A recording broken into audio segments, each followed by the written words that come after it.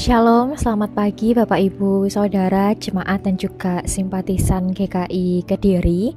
Kembali lagi di dalam Sarapan Sapaan Pengharapan. Sebelum bersama-sama kita merenungkan firman Tuhan, mari kita bersatu di dalam doa. Bapa, kami mengucap syukur untuk kebaikan kasih-Mu yang boleh memelihara setiap kami hingga hari ini.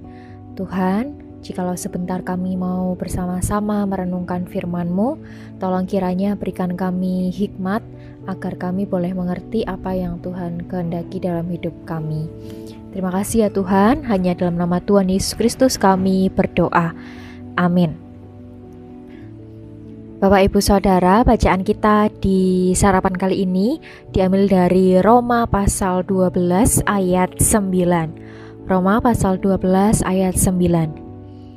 Hendaklah kasih itu jangan pura-pura, jauhilah yang jahat dan lakukanlah yang baik. Terpujilah nama Tuhan. Nah, tema kita pada sarapan kali ini yaitu tentang hati yang tak murni. Nah, Bapak Ibu Saudara, Kyle Idleman dalam bukunya yang berjudul The End of Me, dia menceritakan pengalamannya ketika dia masih sekolah dasar. Dia dan juga teman-temannya itu punya satu permainan. Nah, permainannya ini adalah di mana mereka menjelajah dapur, lalu kemudian mengambil semua jenis bahan makanan untuk kemudian dicampurkan jadi satu ke dalam blender gitu ya. Lalu kemudian mereka mengambil macam-macam ya, telur, mentega, saus, keju, semua bahan makanan yang bisa dijangkau oleh tangan mereka. Nah, menariknya ibunya itu nggak masalah dengan hal ini, tapi selama mereka mengikuti dua aturan. Nah, aturannya apa saja? Yang pertama yaitu segala sesuatu yang masuk di dalam blender itu harus bahan-bahan yang bisa dimakan. Jadi yang dimasukkan di dalam blender nggak boleh pasir gitu ya, batu kerikil, logam dan lain-lain yang nggak bisa dimakan. Itu aturan yang pertama. Aturan yang kedua yaitu mereka, jadi si Kyle Idleman ini dan juga teman-temannya harus memakan sesendok penuh hasil ramuan mereka yang tadi mereka campur-campur itu. Nah, inilah kemudian alasan kenapa permainan ini lama-kelamaan kehilangan daya tariknya gitu ya. Lama-kelamaan jadi nggak menarik tuh bagi Kyle Idleman dan juga teman-temannya.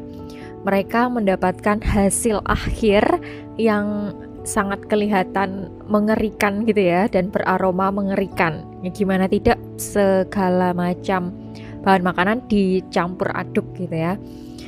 Nah, kemudian dia pun merefleksikan dari pengalaman di masa kecilnya itu yang dituliskan dalam buku The End of Me ini. Dia merefleksikan apakah hatinya itu mirip dengan permainan blender itu. Dia menyadari dan menuliskan dalam bukunya, hati saya tentu tidak murni atau tanpa campuran. Nah, kemudian dia bertanya kepada para pembaca, bagaimana dengan hati Anda? Bagaimana dengan hati setiap kita? Bahan-bahan apa yang sudah kita masukkan di dalam blender gitu ya, dalam tanda kutip blender hati kita. Nah, ilustrasi ini menggambarkan tentang apa yang murni gitu ya, dan apa yang tidak murni. Sesuatu yang murni adalah sesuatu yang tanpa campuran, tidak ada bahan-bahan yang buruk yang dimasukkan ke dalamnya. Murni ini sendiri kalau dalam KBBI itu merupakan arti dari kata sejati gitu ya. Kalau di KBBI sendiri sejati itu artinya murni, tidak semu, yang sebenar-benarnya, tidak pura-pura. Nah, kasih yang demikian yang juga dinasihatkan oleh Rasul Paulus kepada jemaat di Roma. Sebagaimana bahan-bahan yang buruk tadi, bila kita masukkan ke dalam hati kita, kemudian dalam tanda kutip di blender gitu ya, dicampur, diproses di dalam hati kita, nah itulah yang juga akan mempengaruhi apa yang keluar dari diri kita. Apa yang kita pikirkan, apa yang kita rasakan pada orang lain akan mempengaruhi apa yang keluar dari diri kita. Nah, Paulus melihat cara pandang gitu ya, rasa itu punya peranan yang penting dalam mendasari hubungan persaudaraan di dalam jemaat. Jadi ini bukan hanya tentang aku dan seseorang gitu ya, bukan tentang aku dan dia, tapi ini tentang aku, dia gitu ya, dia yang lain gitu ya, atau mungkin juga ketemu orang yang sama lagi ya, dia lagi gitu ya. Tapi nggak cuma berhenti sampai di sesama manusianya aja, tapi juga dengan Tuhan. Nah, ketika kita berelasi, kita tentu bersinggungan gitu ya, bertemu dengan banyak orang, dengan banyak karakter yang ada, banyak ragam karakter, sifat, kebiasaan yang ada. Tetapi kemudian tidak ada ikatan yang secara langsung itu mengikat gitu ya Bapak Ibu Saudara. Kita sendiri sebagai jemaat dan juga simpatisan di GKI Kediri, itu kan nggak semuanya itu ada di dalam hubungan persaudaraan secara biologis begitu ya. Ada beberapa, tapi kan lebih banyak yang tidak begitu ya. Nah, ikatan persaudaraan di dalam Tuhan tentunya tidak hanya berbicara tentang ikatan darah dalam konteks ikatan berkeluarga, tapi juga berbicara tentang aku dan orang lain yang seringkali gak ada kaitannya secara langsung. Kalau kita mau mengatakannya sebagai orang asing begitu ya, mungkin bisa saja, karena kita memang orang-orang yang tadinya itu kan berkumpul dari latar belakang yang berbeda, belum mengenal begitu ya satu sama lain, masih asing satu dengan yang lain, tapi kemudian bisa menjadi tidak asing lagi dan disatukan di dalam jemaat atau gereja. Nah, oleh karena itu ketika kita berkumpul bersama orang-orang yang berbeda dalam sebuah persekutuan gereja sebagai keluarga Allah, maka punya dasar yang baik dan benar itu jadi suatu yang penting.